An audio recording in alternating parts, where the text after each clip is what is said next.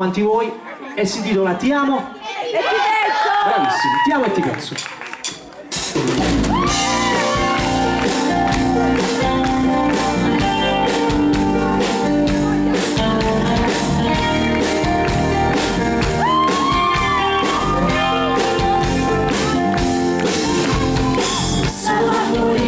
Senza domani, giovani, guarda da così, nunca mai la dovresti esistere.